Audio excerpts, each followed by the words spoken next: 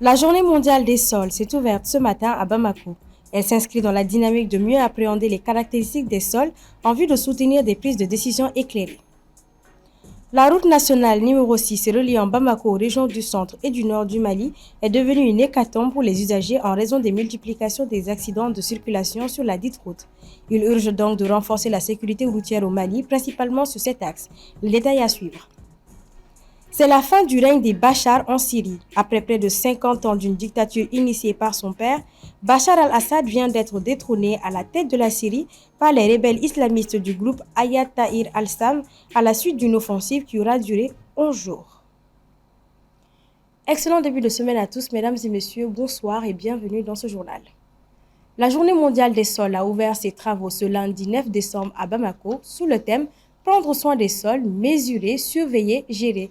Cette journée vise à mieux comprendre les caractéristiques des sols afin de soutenir une prise de décision éclairée sur sa gestion durable pour la sécurité alimentaire et la transformation des systèmes alimentaires. La survie de notre planète dépend du lien précieux avec le sol, sur lequel se base plus de 95% de notre alimentation. En effet, les sols fournissent qu'un des 18 éléments chimiques naturels essentiels aux plantes. La journée mondiale des sols de cette année prend soin des sols, mesurer, surveiller, gérer est plus qu'évocateur à un moment crucial de notre époque où les ressources en terre, à savoir les sols, l'eau et la biodiversité, constituent des fondements de la richesse de notre pays et de notre économie. Cependant, face au changement climatique et à l'activité humaine, nos sols se dégradent. L'érosion en perturbe l'équilibre naturel, réduisant l'infiltration de l'eau et sa disponibilité pour toutes les formes de vie. Il faut agir. Chers acteurs du développement agricole, une situation alarmante se présente à nous. En effet, 65% des terres au Sahel sont dégradées. Or, la fertilité et la santé des sols constituent la fondation d'une agriculture productive et durable. Les sols jouent un rôle essentiel dans la sécurité alimentaire, la régularisation du climat, la biodiversité et la résilience des écosystèmes. Selon le rapport d'octobre 2024 élaboré par la Commission européenne, chaque année, ce sont 1 milliard de tonnes de sols fertiles qui disparaissent sous l'effet de l'érosion, une perte irréversible pour les écosystèmes et l'agriculture. Le défi majeur auquel nous faisons face est de produire durablement afin d'atteindre la sécurité alimentaire et nutritionnelle pour le bien-être des populations maliennes. Pour y parvenir, il s'avère impérieux d'améliorer la santé des sols, d'optimiser la gestion de l'eau et d'accroître l'autonomie des exploitantes et exploitants agricoles. Les sols jouent un rôle central dans l'équilibre des écosystèmes et dans le maintien de la vie sur Terre. Le sol constitue le facteur de production le plus déterminant pour marquer une augmentation continue et durable de la production et la productivité agricole. Les sols, longtemps perçus comme inépuisables, font face à une dégradation accélérée qui exige une gestion durable. Le processus de recrutement massif des auditeurs de justice et des greffiers en chef est lancé et le concours est prévu pour le 28 décembre prochain. Ce recrutement des professionnels de justice va-t-il répondre aux exigences des réformes majeures de la justice, notamment l'opérationnalisation des nouvelles cours d'appel ou encore la suppression du système de juge unique? Soumaïla Fani.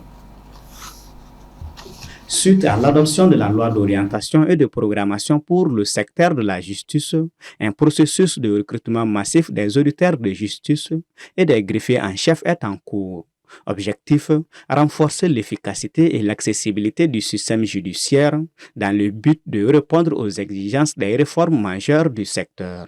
Cette année, nous avons prévu de recruter 116 auditeurs de justice et 120 greffiers en chef. Le processus a été déjà lancé et la première phase du concours aura lieu à la fin de ce mois. C'est pour pallier l'insuffisance du personnel que nous avons au niveau des juridictions. depuis un certain temps. Nous n'avons pas recruté depuis 2018. Donc, sous l'égide de la loi d'orientation et de programmation qui termine cette année, nous avons prévu de faire un dernier recrutement. Ce recrutement massif permettra non seulement à l'opérationnalisation des nouvelles cours d'appel, mais aussi à la mise en œuvre du principe de la collégialité dans les tribunaux d'instance, tout en mettant progressivement fin au système de juge unique. C'est la loi d'organisation de 2011 a érigé un certain nombre de juridictions qui ne sont pas toutes fonctionnelles. Nous avons prévu ici cours d'appel de l'ordre judiciaire, mais il n'y a que 3 qui sont fonctionnels.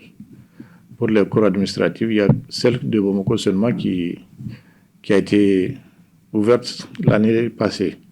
Donc, nous avons aussi prévu d'autres cours administratifs, mais faute de personnel, on ne peut pas les faire fonctionner parce qu'on n'a pas de personnel. C'est pour pallier, en général, l'insuffisance du personnel dans les juridictions. Nous avons, au niveau des tribunaux d'instance, nous avons prévu de supprimer toutes les justices de paix à compétence étendue. Pour le moment, il y a certaines justices de paix à compétence étendue qui subsistent encore, fonctionnent avec un juge unique. 96 auditeurs de justice pour l'ordre judiciaire et 20 pour l'ordre administratif, certes un nombre insuffisant au regard des défis auxquels fait face le secteur, mais selon le directeur national de l'administration de la justice, il va améliorer le système judiciaire pour qu'il soit encore plus efficace et accessible. Les accidents de la circulation persistent et se décuplent, surtout pendant les fêtes de fin d'année. Alors que le gouvernement et les autorités en charge de la sécurité routière déploient tous les moyens pour communiquer autour de ce fléau, quelles en sont donc les causes réelles? Djeneva Samake. L'accident n'est pas une fatalité, mais une question de responsabilité. Cette hécatombe peut être stoppée en agissant notamment sur le facteur humain qui est responsable de 95% des accidents, a révélé un expert de la sécurité routière, avant d'ajouter que les principales causes des accidents de la route à l'approche des fêtes sont entre autres l'excès de vitesse, l'imprudence des automobilistes, les stationnements dangereux, la défaillance mécanique, la fatigue et la consommation d'excitants des chauffeurs. Et la route nationale numéro 6, reliant Bamako aux régions du centre et du nord du Mali, en est une parfaite illustration, car devenue une hécatombe pour les usagers de cette route. Le dernier accident survenu sur la dite voie a coûté la vie au gouverneur de la région de Ségou.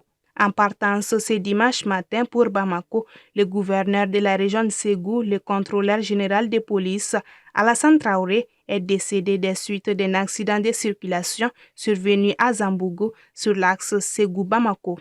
Cette tragédie vient rappeler l'urgence de renforcer la sécurité routière au Mali, notamment sur cette voie où l'on assiste à une multiplication des accidents. Vraiment, bolfentigu ka essayer ka boli hakili la sira in kan sinon vraiment sira in a ka sara cayara a bonyana surtout kunun ta in yɛrɛ an ye min mɛn nin ye kunu a y'an bɛɛ dusukun ka ɲi kam. Presque chaque jour, chaque semaine, il y a des accidents qui se passent. Et je ne sais pas c'est dû à quoi, mais on avait pensé qu'avec l'amélioration de l'état de la route, que ça pouvait vraiment pallier à ces problèmes. Mais jusque là où nous sommes, on voit que ça continue toujours.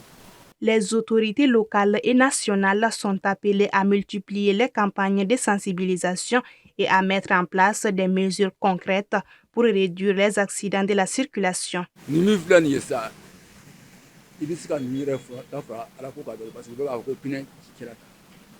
Mais à tom nous beta do molo kata do felo pour dansa ko abeta jele mun bulla do mais mun baba jamana be mo kom numéro marala sharia ka kangas ne de nana ne fe ana atara so ko mobile se daka atorala ne fe ma ko mobile tugula mais faut que gouvernement ka déterminer ka sira ko nyama jodoni. En 2023, selon les données de l'Agence nationale de la sécurité routière ANASER, on a recensé sur les routes du Mali 7685 cas d'accidents, dont 7938 blessés et 689 tués. En 2022, c'était 8189 cas d'accidents pour 8297 blessés et 684 tués. Moussadek Bali, fondateur du groupe hôtelier Azalai et président du Conseil national du patronat malien, a été l'une des figures les plus remarquées des récentes Market Day de l'Africa Investment Forum qui se sont tenues à Rabat du 4 au 6 décembre 2024. Paulia Pinguessan. Les Market Day de l'Africa Investment Forum 2024, organisés à Rabat au Maroc, ont marqué une avancée spectaculaire pour le développement économique du continent africain.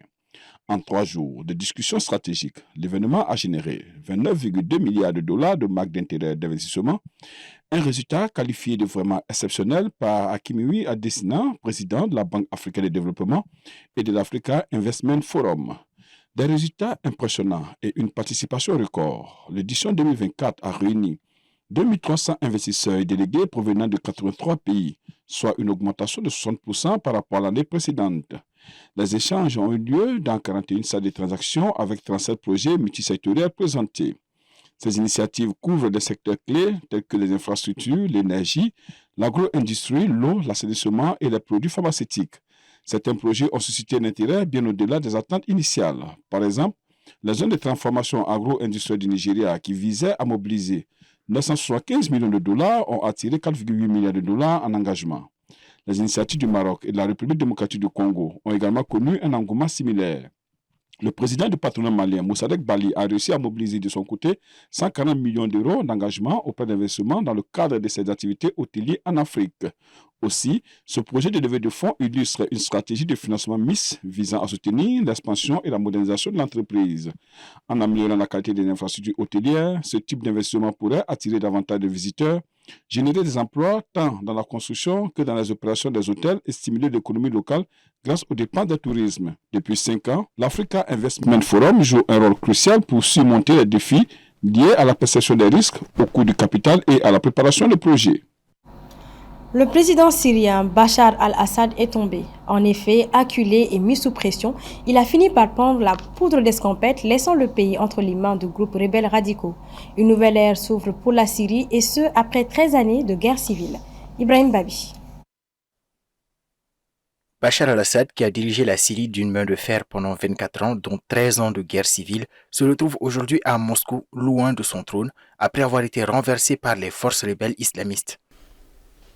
Pendant des années, le président déchu a compté sur la protection de la Russie pour assurer sa survie face à une rébellion populaire et armée. Pourtant, après 13 ans de guerre dévastatrice, et bien que Moscou l'ait soutenu militairement depuis 2015, le régime syrien s'effondre malgré tout. Le Kremlin, bien que lui offrant un refuge en raison des circonstances, n'a pas tardé à jouer la carte de la prudence, niant toute rencontre officielle avec Assad et cherchant à minimiser l'ampleur de cet exil. Moscou conserve d'ailleurs des militaires sur place en Syrie. Le Kremlin a immédiatement fait savoir qu'il était en contact avec les forces rebelles qui ont pris le contrôle du pays et assure que des garanties de sécurité pour des bases russes lui ont été données. Dans les faits, la Russie maintient donc en Syrie une base navale à Tartus où des photos satellites montraient pourtant ces derniers jours que les navires russes étaient sortis en mer officiellement pour effectuer des exercices. Rappelons que tout a commencé en 2011 par des manifestations pacifiques inspirées par les mouvements de protestation du printemps arabe. Alors qu'ils réclamaient des réformes politiques et dénonçaient la nature arbitraire et corrompue du régime Assad, les Syriens ont croisé le fer, si fait que réprimé dans le sang, ce qui était au départ un mouvement insurrectionnel s'est vite mué en rébellion armée, provoquant des centaines de morts et de nombreuses arrestations. La suite, on la connaît, car la guerre civile ainsi née prendra une autre dimension avec l'entrée en scène de nombreux autres acteurs. À preuve, pendant que la Russie et l'Iran soutenaient le régime de Damas, les Occidentaux et la Turquie roulaient pour les groupes rebelles, complexifiant davantage la situation. En tout cas, la sortie de l'histoire par la fenêtre de celui que l'on surnommait le boucher de Damas rappelle la triste fin de certains chefs d'État africains condamnés, après avoir perdu le pouvoir, à fuir leur pays respectif pour se réfugier à l'étranger. Cette situation rappelle l'extrême précarité de certains dirigeants qui se reposent uniquement sur des alliances pour maintenir leur pouvoir. Les rapports de force changent, les intérêts se déplacent et la sécurité d'un régime n'est jamais garantie, même par une superpuissance comme la Russie. Pour les dirigeants qui, ailleurs dans le monde, rêvent d'éternité, ce scénario est un avertissement. Aucune alliance n'est éternelle. Aucun pouvoir ne peut se reposer indéfiniment sur des soutiens externes. Et Bachar al-Assad l'aura appris à ses dépens. Lui qui s'arrogeait le droit de vie et de mort sur ses compatriotes et qui, lâché par ses soutiens, a dû prendre la tangente. C'est la preuve que rien n'est éternel. Tout a une fin. Les membres du Conseil national de transition du Tchad ont élevé ce lundi 9 décembre en séance plénière le président de la République Mahamat Idriss Déby Itno au rang et à la dignité de maréchal du Tchad. L'ex-politico-militaire Gassim Chérif, qui se présente comme un soutien du président de la République, exhorte les conseillers et les proches collaborateurs du chef de l'État à adopter une posture empreinte de dignité et de rationalité. Je cite, « On ne peut pas véritablement aider le chef de l'État en entretenant un culte de la personnalité », a-t-il déclaré. Fin de citation. C'était l'essentiel de l'actualité pour ce 1945. Merci de l'avoir suivi. À demain pour une nouvelle édition d'information.